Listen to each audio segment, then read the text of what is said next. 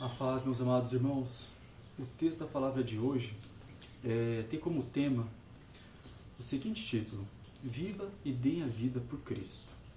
No sentido de que, para nós experimentarmos a verdadeira comunhão genuína, é indispensável que tenhamos uma vida de plena comunhão com o nosso Deus.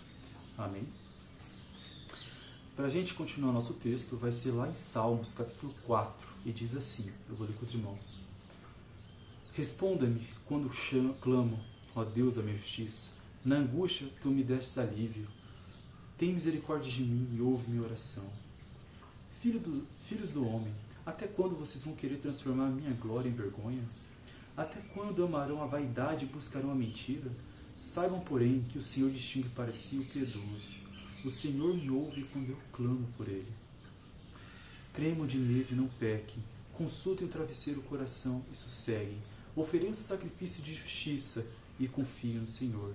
Há muitos que dizem, quem nos dará a conhecer o bem? Senhor, levanta sobre nós a luz do teu rosto.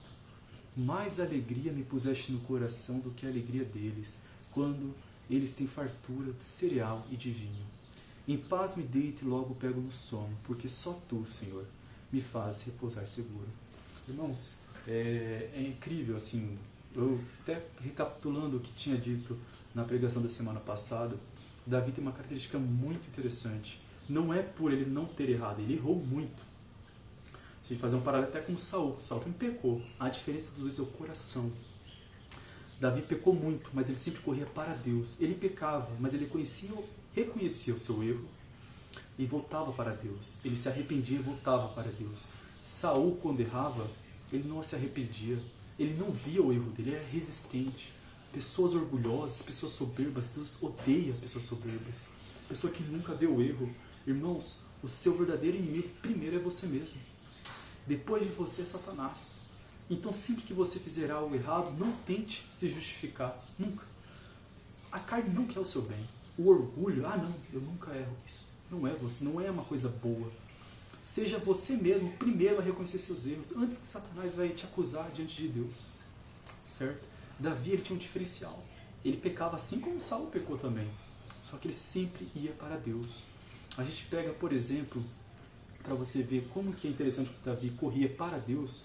Quando a gente pega o texto de 2 Samuel, capítulo 24, Davi fez um erro muito grave, muito grave. Ele não confiou no Senhor. Ele foi fazer o censo da quantidade de pessoas que tinha em Israel naquele período. Deus falou para não fazer aquilo. Ele fez em desobediência. Depois que ele fez, ele reconheceu o erro. Falou, Senhor, eu pequei muito gravemente. Diante disso, ele foi pedir perdão a Deus. E Deus falou para ele, não, eu te perdoo, mas você vai ter que pagar, vai ter que escolher 3 consequências. Entre essas consequências, basicamente, ele seria entregue nas mãos dos inimigos. Seria perseguido, poderia ter doença. Enfim, ele poderia escolher 3 das consequências. Deus perdoou, mas tem juízo perante o seu erro. E Davi declarou uma resposta muito sábia. Ele falou, basicamente parafraseando, que seria algo equivalente a dizer, Senhor, escolha aquilo que o Senhor quiser, desde que seja o Senhor que aplique sobre mim o juízo. Só não me deixe cair na mão dos meus acusadores, dos meus inimigos. Olha que palavra sábia. Davi, ele não liga, não é que não liga, mas ele entende que ele errou. E ele entende que ele tinha que ter, de fato, o juízo. Não é essa a questão. A questão é que ele conhecia também o nosso Deus. O seu Deus e o meu Deus. O Deus Israel. Um Deus que é justo, mas é misericordioso. Que palavra sábia ele falou? Senhor, que seja o seu juízo sobre mim, não os meus inimigos. Vocês veem que mesmo ele errando, ele não correu de Deus, ele não escondeu de Deus. Ele foi para Deus. E Deus, de fato, teve um juízo sobre ele. Mas Davi, depois daquele juízo, voltou mais forte no Senhor. Porque Deus o amava, assim como Deus nos ama. Por isso a gente nunca pode, diante do céu, se afastar de Deus. E, além disso, olha que palavra sábia de Davi aqui no versículo 7 do capítulo 4 ainda de Salmos. Depois de declarar, Davi falando que o Senhor traz sabedoria, muito mais quando ele resplandece a luz do rosto dele, a luz do nosso Deus nos traz discernimento. Ele fala assim, mais alegria me puseste no coração do que a alegria deles, quando eles têm fartura de cereal e de vinho. Irmão, só um verdadeiro cristão nascido de Deus sabe a riqueza que é a plena comunhão com o nosso Deus. Irmãos, exercitem o amor e a comunhão com o nosso Deus diariamente.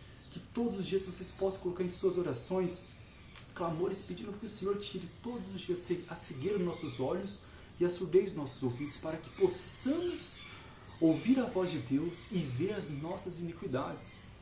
Isso já foi dito lá em Jó também. O interessante é que quanto mais pecamos, mais cegos ficamos a ver os nossos erros e surdos diante da voz do nosso Deus. Então sempre coloque em oração isso, irmãos, para que nós estejamos cada dia mais forte, mais santo e mais perto de Deus. Amém? Fique com Deus, irmãos.